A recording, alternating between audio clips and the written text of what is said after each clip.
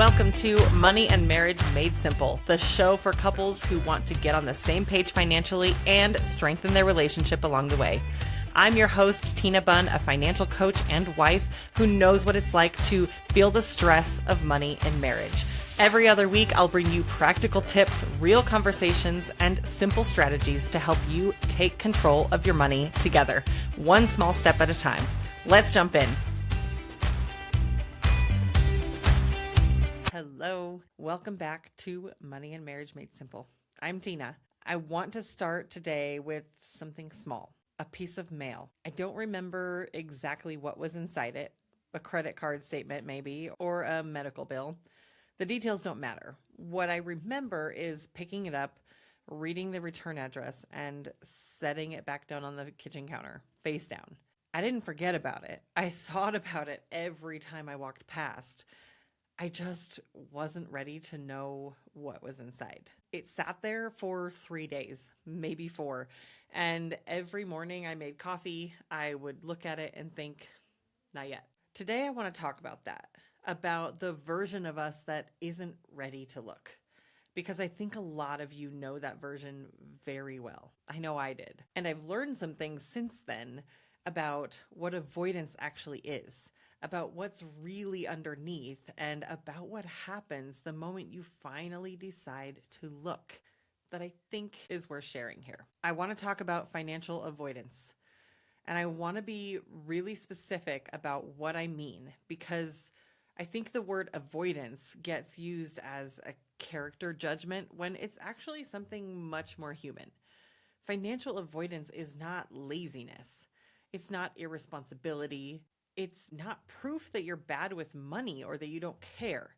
Financial avoidance is a protective instinct. Here's what I mean. When you don't open the bank account can't confirm your worst fear about yourself. When you don't add up the debt can't prove that you've failed. When you don't look, whatever is there stays theoretical, and theoretical is so much more manageable than real. Your brain is doing something intelligent when it avoids. It's saying, I can't handle knowing right now. I need to protect myself from what that number might mean. The problem is that the protection comes at a cost, because the thing you're protecting yourself from, it's still there.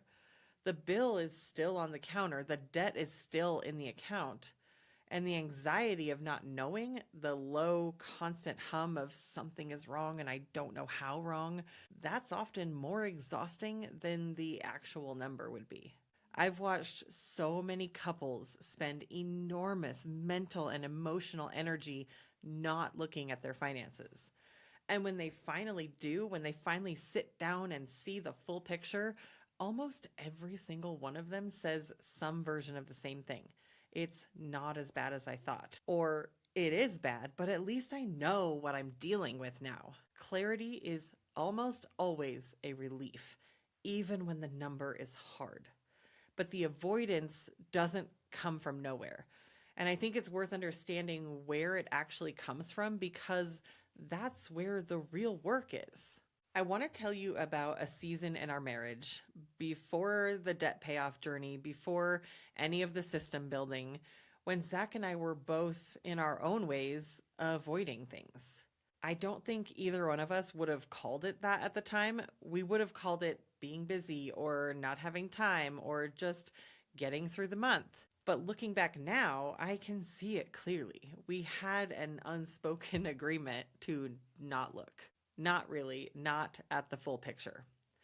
For me, it looked like opening the bank account and then closing it before the balance fully loaded. It looked like doing rough mental math instead of actual math. It looked like that envelope on the counter, the one I'd walked past 10 times a day without opening. For Zach, it was different. He didn't focus on the details like I did.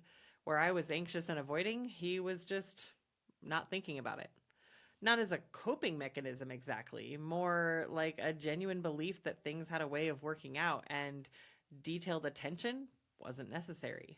Those two things, my anxious avoidance and his natural detachment, created a perfect storm. I was too scared to look, and he didn't feel the urgency to look. So we just didn't together for longer than I'd like to admit. And what did that cost us? It cost us the low hum. You know the one I'm talking about, the background frequency of financial stress that's just always there. Not acute enough to demand attention, but constant enough to wear on you. It was there in the way I'd tense up when he'd mention wanting to buy something. It was there in how we'd table money conversations for later, and later never came. It was there in how I'd feel a knot in my stomach every time I'd see a charge I didn't recognize on the statement. The debt wasn't the source of the stress. The not knowing was. And then one night, I've told parts of this story before, but not this specific piece. We finally looked. We got every account open, every statement pulled up, every debt written down, and I sat there waiting to feel the thing I'd been dreading. The confirmation of everything I was afraid the numbers would say about me. And instead, I just felt tired, but also strangely lighter. Because the monster in the dark is always smaller than the monster you imagine. Zach looked at the total and said something I didn't expect. He said, okay, this is what we're working with. Not catastrophizing, not minimizing, just this is what we're working with. And something about that shifted everything. So I want to talk about the real reasons people avoid their finances, because I don't think it's ever really about the numbers. The first one, and I see this so often, is the fear of what the number says about you. Not the number itself, but what it means, the story you've built around it. If the debt total is $50,000, that might mean I'm irresponsible. I made bad decisions. I'm not as smart as I thought I was. I should have known better. I failed. None of those things are true, but they feel true. And avoiding the number means you don't have to confront that story. You don't have to hear yourself say it out loud. The second reason is the fear of disappointing your spouse. This one is particularly common in marriages where one partner manages the finances more than the other. The managing partner is afraid that if their spouse sees the full picture, they'll be judged or blamed, or they'll realize how bad it's gotten while the other person wasn't paying close attention. So they keep the information, even subconsciously, a little bit separate, a little bit protected, not out of deception, but out of self-protection. The third reason is that knowing makes it real. This is the piece I think is most underappreciated. As long as you don't fully know, the situation is still hypothetical. There's still a version of reality that it's manageable.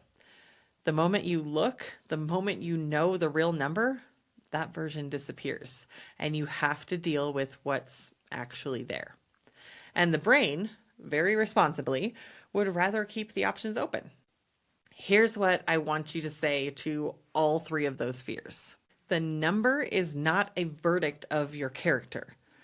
It is a math problem, and math problems have solutions. You are not the debt. You are not the balance. You are not the story you've been telling yourself about what the number means. You are a person who has gotten to where they are through a combination of circumstances, decisions, things they knew and things they didn't know. And you're a person who has the capacity to take the next right step. That's it. That's the whole thing.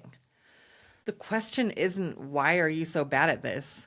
The question is, what have you been protecting yourself from? And what would it feel like to stop protecting yourself from it and to actually face it? Here's what I've come to believe after years of coaching couples and years of doing my own work on this. Financial avoidance isn't a discipline problem. It's not a math problem. It's not even really a money problem. It's a fear problem.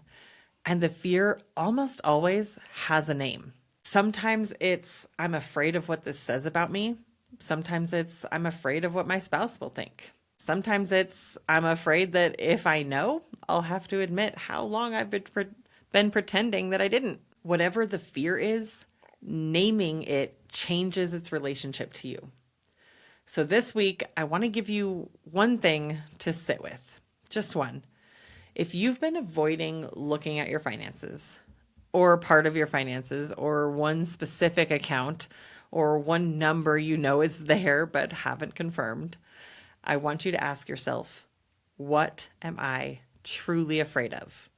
Not the number, the meaning. What do I believe the number will say about me? Write it down if you can. It doesn't have to go anywhere, just see what's there.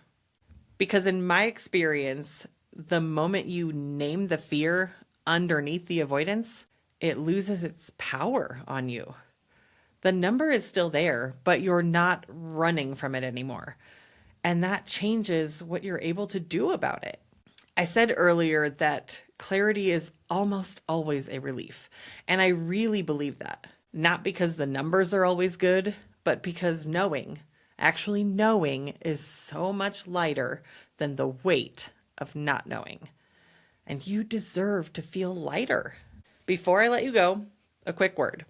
If anything I talked about today resonated, if you're in the avoidance season right now and you want to do the looking with someone walking you through every step, the cart for the 5-day budget breakthrough challenge closes Friday. It's built for couples who want to face their finances together with a guide in 5 structured days. It's under $50. You can go to financeswithoutfear.com/breakthrough. And if the challenge isn't the right fit right now, that's okay too. A free discovery session is also in the show notes. 30 minutes, no pressure, just a conversation about where you are and what might help. Thank you for being here today. This episode felt important to make, and I hope it landed for you the way I intended it to. Take good care of yourself this week. Take good care of your marriage, and I'll talk to you soon. Thanks for joining me today on Money and Marriage Made Simple. If you found this episode helpful, you'll love my essential money checklist for couples. You can grab that for free on the link in the show notes. Episodes will drop every other week, so be sure to follow the show so you never miss a new one. For more tips and encouragement between episodes, come hang out with me on Instagram at financeswithoutfear. I'm cheering you on as you simplify your money and strengthen your marriage, one small step at a time.